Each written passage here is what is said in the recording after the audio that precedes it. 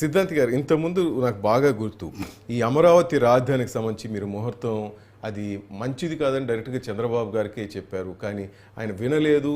ఆ ముహూర్తానికి ఆయన స్టార్ట్ చేసి చాలా ఇబ్బందులు ఎదుర్కొన్నారు అంటారు. మళ్ళీ ఆ తర్వాత ఏమైనా మాట్లాడారు ఈ మధ్యకాలంలో? నేను ఆ ముహూర్తం అప్పుడే నేను మాట్లాడానండి. ఆ ముహూర్తం అప్పుడే నేను మాట్లాడాను. పాపం వారు ఆ సమయంలో ఆపేటువంటి శక్తి లేదు. బికాస్ వారు ఆల్రెడీ నరేంద్ర మోడీ గారితో ఖాయం చేసుకుని వచ్చేసారు ప్రమాణ స్వీకారానికి. ప్రమాణ స్వీకారం అది కాదు, శంకుస్థాపన ముహూర్తానికి మీరు యూట్యూబ్కి వెళ్ళేసి శంకుస్థాపనకి యూట్యూబ్లోకి వెళ్ళేసి అమరావతి ఫౌండేషన్ ముహూర్తం గార్గేయా అని పెట్టి, గార్గే సిద్ధాంతి మొత్తం వీడియో వస్తుంది. మిగతా ఛానల్స్ వాళ్ళు వచ్చి నా దగ్గర మైక్ పెట్టుకోవడం, చెప్తాం, నేను చెప్పడం ఈ ముహూర్తం వద్దని కూడా చెప్పడం కూడా. కనుక యూట్యూబ్లో అమరావతి ఫౌండేషన్ ముహూర్తం గార్గే సిద్ధాంతిని పెడితే వచ్చేస్తాయి వీడియోలు.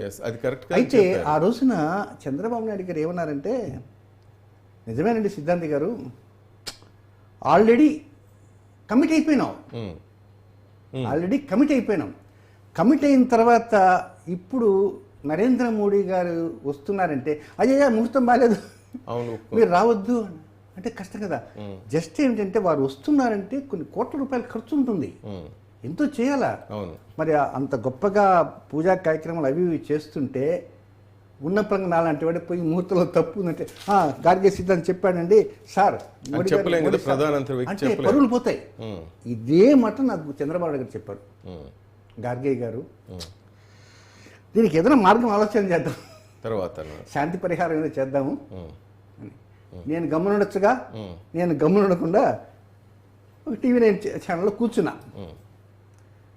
కూర్చొని ఒక మాట అన్నా.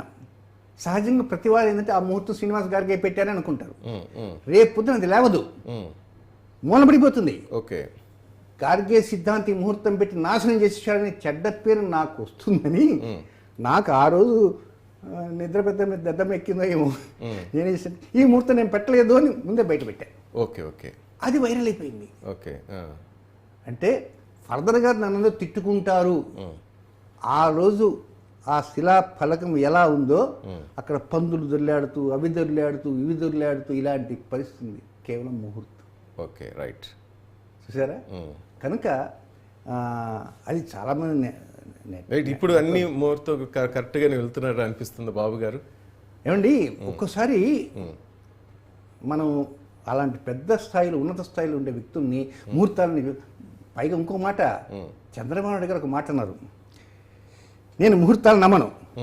ఈ మాట స్వయంగా నేను మా పాప నందిని ఇద్దరు వెళ్ళి అప్పుడు మొదటగా అమరావతికి ముహూర్తం పెట్టినప్పుడు నేను వెళ్ళి కూర్చున్నా. అప్పుడు నారాయణ గారు ఉన్నారు, సుజనా చౌదరి గారు ఉన్నారు. అప్పుడు ప్రమాణ స్వీకరణ అంటే ఇప్పుడు సుజనా చౌదరి వీళ్ళంతా నారాయణ గారు ఉన్నప్పుడు నేను చేసే కష్టం మీద నమ్మకం ఉంటుంది. నేను చేసే కష్టం మీద నాకు నమ్మకం ఉంటుంది, నాకు ముహూర్తం మీద నమ్మకం ఉండదు. ఇదే మాట స్వయంగా అన్నారు. మా పాప, ఏమ్మా నందిని, ఆమె కరెక్ట్ అన్నట్టంటే పెద్దవారు కదా అను. మా పాప చాలా డిప్లొమాటిక్గా, అవును సార్ కష్టం నమ్ముకోవాలి, కానీ ఒక్కోసారి మనం మంచి రోజు కూడా చూసుకుంటే బాగుంటుంది. సరే, అందుకే కదా మనం ముహూర్తం పెట్టుకుంటున్నాము, ప్రజల కోసం పెట్టుకుంటున్నాము. నేను మాత్రం నా కష్టం మీద, నా ఆలోచన మీద నాకు నమ్మకం ఉంది అని చంద్రబాబు నాయుడు గారు అన్నారు. ఇంకా మనం ఏం మాట్లాడతాం, ముహూర్త రాష్ట్రం వచ్చి. రైట్ గురుగారు, ఇక మనం అనుకున్నట్టుగానే ఈ